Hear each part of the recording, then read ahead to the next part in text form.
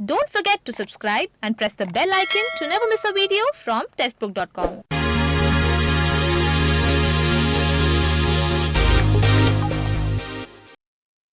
नमस्कार, स्वागत है आपका टेस्टबुक.com में। हाल ही में एसएससी सिलेक्शन पोस्ट फेज 9 के लिए रिक्रूटमेंट नोटिफिकेशन रिलीज हुआ था और इसमें टोटल 3261 वैकेंसीज निकली थी। अब देखिए वैकेंसी काउंट इतना बड़ा है और बहुत से जो कैंडिडेट्स हैं वो उसमें अप्लाई करने वाले हैं, लेकिन जब भी हम किसी एग्जाम के बारे में पहली बार सुनते हैं या पहली बार अप्लाई कर रहे हैं या तैयारी कर रहे हैं किसी एग्जाम की, तो उस एग्जाम को लेकर हमारे मन में कुछ सवाल आते हैं। ये एग्जाम है क्या, इसकी कौन कौन इसके लिए क्वालिफाई कर सकता है, यानी इसका एलिजिबिलिटी क्या है, इसमें सैलरी क्या मिलेगी, इसमें पोस्ट क्या रहेगी, ये सारे सवाल हमारे मन में आते हैं। तो इसी तरह के जो सवाल हैं ये हमारे एसएससी सिलेक्शन पोस्ट जो है उसके लिए भी आ रहे होंगे हमारे मन में। तो इन्हीं सवालों के जवाब हम इस वीडियो में जानने की कोशिश करेंगे, यानी हम जानेंगे ये एसएससी सिलेक्शन पोस्ट होता क्या है। तो आइए शुरू करते हैं। सबसे पहले मैं आपको यही बताता हूं एसएससी सिलेक्शन पोस्ट होता क्या है। तो देखिए एसएससी सिलेक्शन पोस्ट क्या है, आपने एसएससी सीएचएसएल सुना होगा, सीजीएल सुना होगा। अब देखिए जो सीएचएसएल होते हैं और जो सीजीएल होते हैं इनमें आपकी क्वालिफिकेशन स्पेसिफिक होती है। जैसे सीजीएल में सारे जो ग्रेजुएशन वाले, क्योंकि उसका नाम ही है कंबाइंड ग्रेजुएट लेवल एग्जाम, तो सारे ग्रेजुएशन वाले अप्लाई करते हैं। एसएससी जेई में सारे जो जेई इंजीनियरिंग वाले कैंडिडेट्स होते हैं वो अप्लाई करते हैं। लेकिन सिलेक्शन पोस्ट में ऐसा नहीं होता है। सिलेक्शन पोस्ट में क्या होता है, आपके अलग अलग क्वालिफिकेशन की वैकेंसीज होती है, किसी एक क्वालिफिकेशन की वैकेंसी नहीं होती है, अलग अलग क्वालिफिकेशन के लिए पोस्ट निकलती हैं। अलग रीजन्स में, अलग डिपार्टमेंट में अलग पोस्ट होती है, क्वालिफिकेशन अलग होती है, यानी कई तरह की क्वालिफिकेशन अलग अलग रीजन्स की वैकेंसीज निकलती हैं एसएससी सिलेक्शन पोस्ट में। आपके अलग रीजन्स होंगे, पोस्ट अलग होगी आपकी, तो ये सारी चीजें आपकी होती हैं एसएससी सिलेक्शन पोस्ट में। यानी इसमें कोई स्पेसिफिक ये नहीं है कि आप सिर्फ ग्रेजुएट वाली के लिए वैकेंसी होगी, इसमें ग्रेजुएट वालों के लिए भी वैकेंसी होगी, इसमें आपकी मैट्रिक के लिए भी होगी, ग्रेजुएशन से ऊपर की भी होगी, इंटरमीडिएट की भी होगी, एक्सपीरियंस वालों के लिए वैकेंसी होगी। तो सारे लोगों के लिए यहां पर वैकेंसी होती है, सारे कैंडिडेट्स के लिए होती है। तो देखिए समझिए यहां पर डिफरेंट लेवल क्या है। पहला लेवल होता है आपका मैट्रिक, यानी जिन कैंडिडेट्स ने मैट्रिक पास किया है उनके लिए भी इसमें वैकेंसीज होंगी।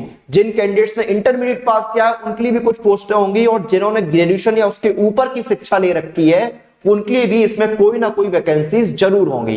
तो मतलब इसमें ये बोलते हैं ना कि सबके लिए कुछ ना कुछ जरूर इसमें आपको मिल जाएगा। ऐसा नहीं है कि अगर आप सीजीएल में जाते हैं तो सिर्फ ग्रेजुएट होने चाहिए, नहीं, इसमें अगर ग्रेजुएट हैं तो भी आपके लिए कुछ है, इंटरमीडिएट के लिए भी कुछ है, मैट्रिक के लिए भी कुछ है। तो सबके लिए सब कुछ होता है इस एसएससी सिलेक्शन पोस्ट में। तो आपको समझ में आ गया होगा अलग अलग लेवल जो होते हैं आपके क्वालिफिकेशन के, उनके लिए एसएससी सिलेक्शन पोस्ट में वैकेंसीज निकलती हैं। इसीलिए वैकेंसी काउंट भी देखिए 3261 वैकेंसीज हैं। तो ये एक चीज आपको क्लियर हो गई होगी यहां पर कि एसएससी सिलेक्शन पोस्ट होता क्या है और कौन कौन इसके लिए अप्लाई कर सकता है क्वालिफिकेशन के हिसाब से। अब बाकी एलिजिबिलिटी भी मैं आपको बताऊंगा, ये तो एक क्वालिफिकेशन मैंने आपको बता दी है। अब देखिए एजुकेशनल क्वालिफिकेशन क्या है, आपकी पोस्ट पर डिपेंड करती है। जैसा कि मैंने आपको बताया ना, मैट्रिक भी होगा आपको। अब जैसे इसमें वैकेंसी आई जूनियर स्पीड एनालिस्ट की, तो इसमें आपकी जो क्वालिफिकेशन है वो मांगी गई है ग्रेजुएशन एंड अबव, यानी आप ग्रेजुएशन या उससे ऊपर के क्वालिफाइड होने चाहिए। फिर आपकी एक वैकेंसी आ गई कंजर्वेशन असिस्टेंट की, तो इसमें आप 10+2 पास होने चाहिए इंटरमीडिएट। उसके बाद आपकी एक वैकेंसी यहां पर आ जाती है मल्टीटास्किंग स्टाफ एमटीएस की, तो इसमें आप मैट्रिक पास होने चाहिए। तो अलग अलग लोगों के लिए अलग अलग क्वालिफिकेशन मांगी गई है। उसके साथ साथ अगर किसी पोस्ट के लिए एक्सपीरियंस मांगा गया तो वो एक्सपीरियंस आपके पास होना चाहिए। तो क्वालिफिकेशन बेसिकली आपकी मैट्रिक, इंटरमीडिएट और ग्रेजुएशन या उसके ऊपर रहती है, और उसके साथ जो आपका एक्सपीरियंस मांगा गया हो, अगर मांगा जाए 1 साल 2 साल 3 साल जो भी मांगा गया हो। फिर आपकी एज लिमिट देखिए, यहां पर हर पोस्ट के लिए अलग अलग एज लिमिट होती है। यहां पर एज लिमिट की मैंने ब्रैकेट यहां पर बना दी है। 18 से 30 साल की एज लिमिट के लिए भी पोस्ट है, 20 से 25 साल की एज लिमिट के लिए भी पोस्ट है, 18 से 27 साल की एज लिमिट के लिए वैकेंसीज हैं, 18 से 25 साल, 18 से 28 साल, 21 से 27 साल। तो इन एज ब्रैकेट्स के लिए यहां पर वैकेंसीज निकली हुई हैं। अगर आपकी जो क्वालिफिकेशन है और इसमें से किसी एज ब्रैकेट में आप आ रहे हैं, एक्सपीरियंस जो मांगा गया है वो आपके पास है, तो आप इसमें अप्लाई कर सकते हैं। और आप अगर मेरी बात मानेंगे तो अगर आप नोटिफिकेशन में हर एक वैकेंसी को देखेंगे तो आप किसी ना किसी पोस्ट के लिए जरूर एलिजिबल निकल आएंगे अगर आप इस एज लिमिट में आते हैं, क्वालिफिकेशन में आते हैं। बहुत सारी वैकेंसीज अगर आप चेक करेंगे नोटिफिकेशन को, एलिजिबिलिटी के बाद आती है सिलेक्शन प्रोसेस। तो देखिए सिलेक्शन कैसे होता है, एक आपका कंप्यूटर बेस्ड एग्जाम होता है। कंप्यूटर बेस्ड एग्जाम का जो फॉर्मेट है वो आपका सेम रहता है, सिर्फ आपका लेवल जो है वो आपका ऊपर नीचे हो जाता है। लेवल ऊपर नीचे क्यों? अब ऐसा तो होगा नहीं कि जो क्वेश्चन मैट्रिक वाले को दिए वही इंटरमीडिएट वाले को, वही ग्रेजुएशन वाले को दे दी जाए, सबको एक जैसा नहीं मिल सकता ना। मैट्रिक वाला जो है वो मैट्रिक तक पढ़ा हुआ है, ग्रेजुएशन वाला ग्रेजुएशन तक पढ़ा हुआ है, और जो आपके इंटरमीडिएट वाले वो इंटरमीडिएट तक पढ़े हुए हैं। आप देखिए ना 10th का जो मैथ होगा और जो 12th का मैथ होगा और जो ग्रेजुएशन का मैथ होगा, तीनों के स्टैंडर्ड में फर्क होगा ना। इसलिए कंप्यूटर बेस्ड एग्जाम का पैटर्न तो सेम रहता है, लेकिन आपके जो क्वेश्चन का लेवल है वो यहां पर थोड़ा बदल जाता है। तो पहले आपका हो गया कंप्यूटर बेस्ड एग्जाम सिलेक्शन में, फिर उसके बाद आपकी पोस्ट अकॉर्डिंग आपका टाइपिंग टेस्ट हो गया, स्किल टेस्ट हो गया, डाटा एंट्री टेस्ट हो गया, कंप्यूटर प्रोफिशिएंसी टेस्ट, ये सारे टेस्ट आपके कंडक्ट होते हैं। उसके बाद आपका क्या होगा, उसके बाद आपका होगा डॉक्यूमेंट वेरिफिकेशन और मेडिकल एग्जामिनेशन वगैरह जो होते हैं वो आपके कंडक्ट होंगे। अब एग्जाम का पैटर्न क्या रहता है, तो देखिए एग्जाम के पैटर्न में क्या होता है, आपका सेपरेट कंप्यूटर बेस्ड एग्जाम होता है जिसमें एमसीक्यू आपसे पूछे जाते हैं। एमसीक्यू यानी ऑब्जेक्टिव टाइप जो सवाल होते हैं वो आपसे पूछे जाते हैं।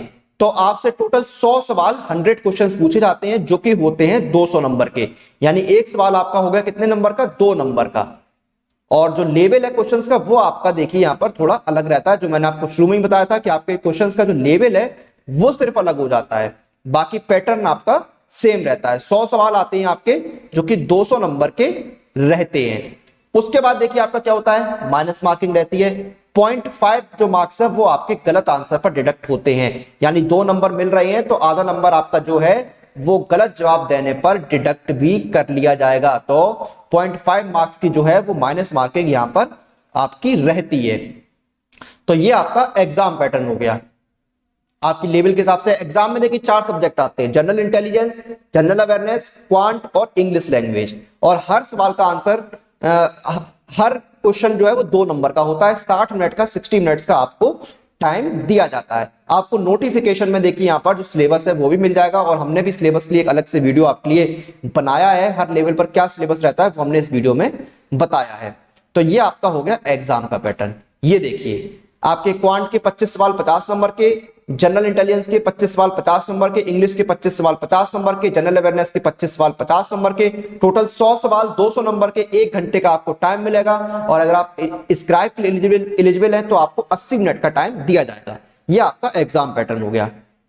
उसके बाद देखिए मिनिमम क्वालिफाइंग मार्क्स क्या है। अनरिजर्व कैटेगरी के कैंडिडेट्स को मिनिमम 35% नंबर स्कोर करने होंगे, ओबीसी ईडब्ल्यूएस कैटेगरी कैंडिडेट्स को 30% और बाकी सभी कैटेगरी कैंडिडेट्स को 25% नंबर जो है वो मिनिमम स्कोर करने ही होंगे एग्जाम क्वालिफाई करने के लिए। सैलरी देखिए, जॉब प्रोफाइल और सैलरी जो है वो आपकी पोस्ट के अकॉर्डिंग डिपेंड करती है। फिर भी देखिए यहां पर अलग अलग जो बेसिक पे है वो मैं आपको बताता हूं। मिनिमम बेसिक पे आप किसी भी पोस्ट पे लगेंगे ना तो 18,000 बेसिक पे तो आपको मिलेगी ही मिलेगी, उससे कम सेंट्रल गवर्नमेंट में नहीं मिलती है। इसमें अलाउंसेस आपको अलग से मिलेंगे। 18,000 बेसिक पे में अलाउंसेस वगैरह जोड़ के 23, 24, 25,000 तक सैलरी आपको मिल जाएगी। उसके बाद 19,900 बेसिक पे, 21,700, 25,500, 29,200, 35,400, 44,900 तक बेसिक पे गई है। इनमें अलाउंसेस आपको अलग से दिए जाएंगे। तो बेसिकली ये कुछ इंपॉर्टेंट जानकारी थी एसएससी सिलेक्शन पोस्ट के बारे में जो हमने इस वीडियो में डिस्कस की। जो एसएससी सिलेक्शन पोस्ट को लेकर आपके मन में कुछ बेसिक से सवाल जो थे उनका हमने यहां पर जवाब देने की कोशिश करी है इस वीडियो के अंदर। तो उम्मीद करते हैं जो लोग अप्लाई करना चाहते होंगे उनके जो सवाल हैं, उनके जो डाउट्स हैं वो हमने इस वीडियो में सॉल्व किए होंगे। तो ये तो हमने आपको एसएससी सिलेक्शन पोस्ट के बारे में बता दिया है, लेकिन जब आप इसकी तैयारी करेंगे तो मॉक टेस्ट आपके लिए बहुत इंपॉर्टेंट हो जाते हैं। और मॉक टेस्ट आपको मिलते हैं इस ईयरली टेक्स्ट बुक पास में। इस एक पास में आपको 400 से ज्यादा एग्जाम्स के लिए 26,000 से ज्यादा मॉक टेस्ट मिलते हैं। और अगर आप मेरा कूपन कोड YT5 यूज करेंगे तो आपको एडिशनल 5% का डिस्काउंट मिलेगा। और इस टेक्स्ट बुक पास में आपको देखिए एसएससी सिलेक्शन पोस्ट की कंप्लीट टेस्ट सीरीज मिलती है जिसमें आपको टोटल 73 टेस्ट मिलते हैं। यानी इस टेक्स्ट बुक पास में आपको एसएससी सिलेक्शन पोस्ट की टेस्ट सीरीज मिल रही है। आपकी एसएससी सिलेक्शन पोस्ट की तैयारी के लिए भी इसमें आपको पूरा मटेरियल यहां पर मिल रहा है। और मेरी तरफ से कूपन कोड तो आपके लिए है ही YT5 5% के डिस्काउंट के लिए। तो ये थी जानकारी एसएससी सिलेक्शन पोस्ट से रिलेटेड, जहां पर हमने बताया कि एसएससी सिलेक्शन पोस्ट होता क्या है, इसमें कौन से लेवल होते हैं एग्जाम के, सिलेक्शन प्रोसेस क्या होता है, एलिजिबिलिटी क्राइटेरिया क्या होता है, ये सारे पॉइंट्स हमने इस वीडियो में डिस्कस किए। इसी के साथ इस वीडियो को हम यहाँ पर समाप्त करते हैं। आप लोग अपनी एग्जाम प्रिपरेशन और एग्जाम रिलेटेड अपडेट्स लिए टेक्स्ट बुक के साथ बने रहिए। Press the bell icon for all the latest update regarding your exam.